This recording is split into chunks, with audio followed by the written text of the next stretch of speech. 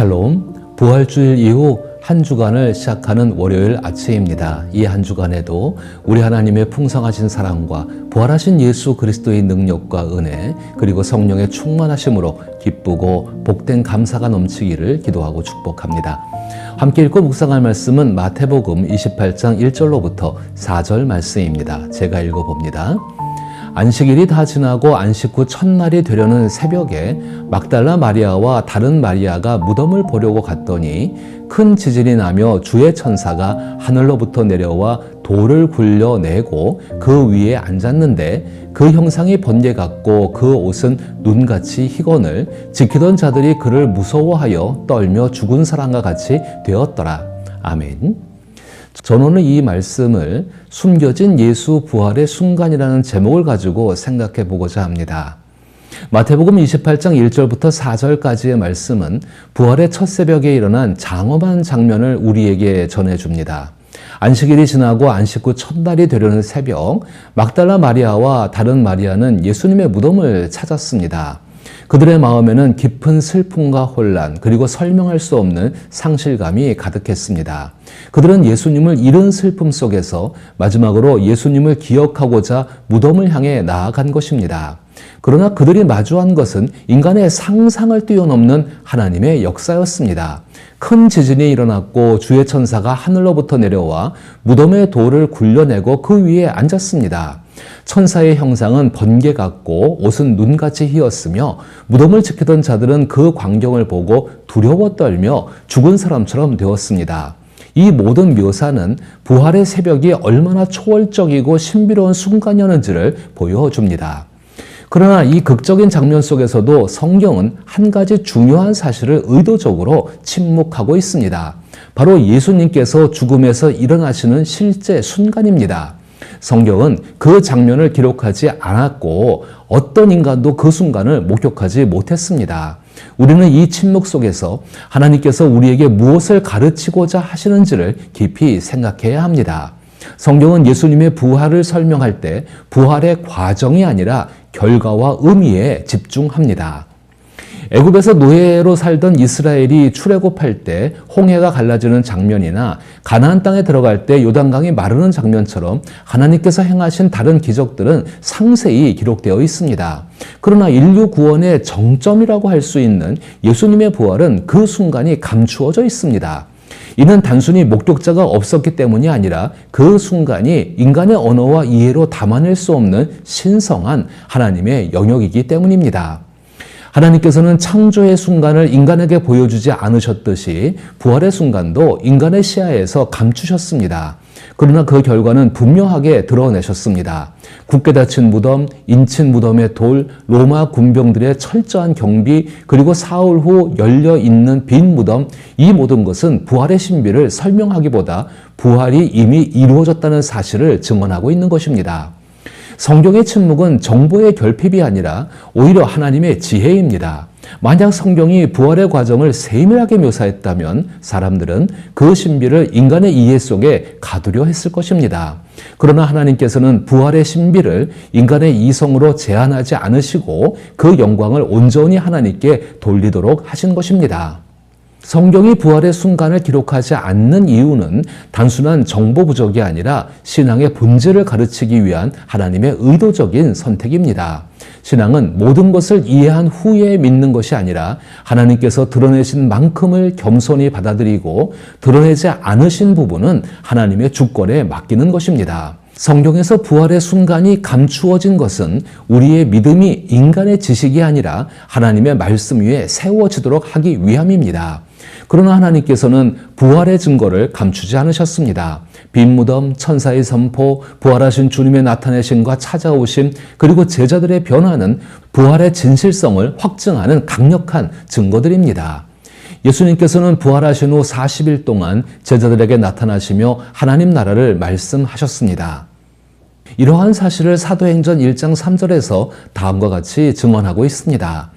그가 고난받으신 후에 또한 그들에게 확실한 많은 증거로 친히 살아계심을 나타내사 40일 동안 그들에게 보이시며 하나님 나라의 일을 말씀하시니라. 이 기간 동안 제자들은 두려움에서 담대함으로, 절망에서 소망으로, 혼란에서 확신으로 변화됩니다. 그들의 변화는 단순한 감정의 변화가 아니라 부활하신 예수님을 만난 사람에게만 나타나는 하나님의 능력의 증거였습니다. 하나님께서는 예수님의 죽음이라는 어둠 속에서 빛을, 슬픔 속에서 기쁨을, 절망 속에서 영광을 이끌어 내셨습니다. 예수님의 죽음으로 인해 제자들이 흘렸던 눈물은 가장 풍성한 영광의 보화로 바뀌었습니다.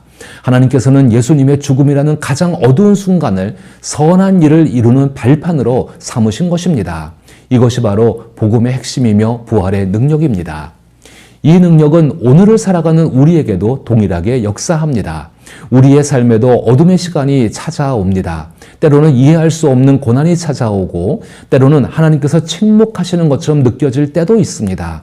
그러나 성경은 우리에게 분명히 가장 어두운 시간은 새벽이 오기 직전의 시간이라는 것을, 하나님께서는 어둠 속에서 일하고 계시며 우리가 보지 못하는 순간에도 구원의 역사를 이루어 계신다는 것을 말합니다. 노아가 홍수 이후 무지개를 통해 하나님의 약속을 확인했던 것처럼 우리도 부활하신 예수님을 통해 하나님의 신실하심을 확인하게 됩니다. 이처럼 우리가 부활신앙을 삶에서 실제로 경험하기 위해서는 부활하신 예수님께서 40일 동안 제자들에게 보여주신 행적을 깊이 묵상해 볼 필요가 있습니다. 부활하신 예수님은 제자들에게 평안을 주셨고 성경을 깨닫게 하셨으며 사명을 주셨고 성령을 약속하셨습니다. 예수 부활의 목적은 단순히 죽음을 이기신 능력을 보여주는 것이 아니라 제자들을 준비시키고 세상으로 보내는 데 있습니다.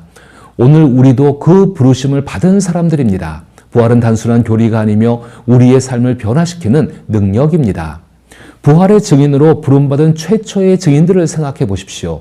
예수님께서 부활하신 무덤에 있었던 막달라 마리아와 몇몇 여인들도 예수님의 부활 장면을 직접 눈으로 보지 못했습니다. 천사들이 전해준 가장 기쁜 소식, 즉 주 예수께서 살아나셨다는 소식을 들었을 뿐입니다. 그 다음 증인인 베드로와 제자들도 예수님의 부활 장면을 보지 못했습니다. 그들은 여인들이 전해준 복음, 즉 예수님께서 살아나셨다는 소식을 들은 것입니다. 그렇다면 지금의 우리는 어떠할까요? 부활의 최초 증인들이나 우리 모두 예수님의 부활 장면을 직접 보지 못했습니다. 이것은 예수님의 부활이 모든 사람에게 동일한 증거를 제공한다는 의미입니다. 막달라 마리아를 포함한 제자들에게 부활 사건은 우리와 마찬가지로 먼저 증언의 형태로 전해졌고 이후 증거들로 뒷받침되어 확증되었습니다. 두 여인은 천사들의 말을 듣고 부활을 믿었고 제자들은 여인의 증언을 듣고 믿었으며 온 세상 사람들은 제자들의 증언을 듣고 부활을 믿게 되었습니다. 그 여인들은 나중에 천사들의 말에 대한 확증을 받았고 제자들은 여인들의 증언에 대한 확증을 받았으며 우리는 제자들의 증언을 성경을 통해 확증받습니다. 그러나 모든 경우의 믿음은 직접 목격한 사실이 아니라 믿을 만한 증인들의 증언에 근거한 것입니다. 여인들과 제자들의 경우 증언을 들은 후 눈으로 확인할 수 있는 증거들이 있었습니다. 하지만 그들도 처음에는 우리와 마찬가지로 감각적인 증거가 아니라 믿을 만한 강력한 증인들의 증언을 믿어야 했습니다. 따라서 이러한 근본적인 사실로 인해 모든 사람은 예수님의 부활에 대해 같은 위치에 있는 것입니다. 결국 예수님의 부활에 대한 믿음은 부활의 모든 과정이 증명되었기 때문이 아니라 부활 그 자체가 진실이기 때문입니다. 진리는 반드시 입증되어야 하는 것이 아니며 입증되지 않았다고 해서 진리가 아닌 것도 아닙니다. 그러므로 신앙은 단순히 믿어달라는 요청이 아니라 인간에게 주어진 의무입니다. 부활을 믿는다면 예수님으로부터 시작된 찬란한 빛이 우리 눈앞에 증거로 나타날 것입니다. 그러므로 부활신앙은 우리에게 실천적 의미를 요구합니다. 첫째, 두려움 대신 소망을 선택하는 삶입니다. 부활은 두려움의 종말을 선언합니다. 어떤 어둠이 우리를 덮는다 해도 그 어둠은 진노의 구름이 아니라 새벽을 준비하는 구름입니다. 둘째, 보이는 것보다 하나님의 약속을 붙드는 삶입니다. 우리는 예수님께서 어떻게 부활했는지 그 과정을 보지 못했지만 부활의 증거는 충분합니다. 하나님께서 보여주신 것들을 붙들고 보이지 않는 것을 신뢰하는 것이 신앙입니다. 셋째, 부활의 증인으로 살아가는 삶입니다. 여인들이 부활의 첫 증인이 되었듯이 우리도 부활의 소식을 전해야 합니다. 부활은 개인의 위로로 끝나는 것이 아니라 세상에 전해야 하는 복음입니다. 넷째, 새로운 삶으로 부르시는 주님의 음성에 순종하는 삶입니다. 예수님께서는 제자들을 갈릴리로 부르셨습니다. 그들의 출발점이자 일상의 자리로 돌아가 새로운 사명을 시작하게 하신 것입니다. 오늘 우리도 부활하신 주님께서 부르시는 자리에서 새로운 삶을 시작해야 합니다. 부활의 순간은 감춰졌지만 부활의 의미는 분명하게 드러났습니다. 과정은 보이지 않지만 결과는 명백합니다. 순간은 기록되지 않았으나 그 의미는 영원합니다. 이것이 부활의 신비이며 신앙의 본질입니다. 이 신비는 오늘도 우리를 부르고 우리의 삶을 변화시키며 우리의 믿음을 새롭게 합니다. 그러므로 우리는 성경이 침묵한 부분을 억지로 채우려 하지 않고 하나님께서 드러내신 부분을 깊이 붙들며 살아가야 합니다. 부활의 과정이 아니라 부활하신 주님을 바라보는 것이 참된 믿음입니다. 이 같은 믿음으로 나의 삶을 부활의 삶으로 살아갈 수 있기를 기도하며 축복합니다.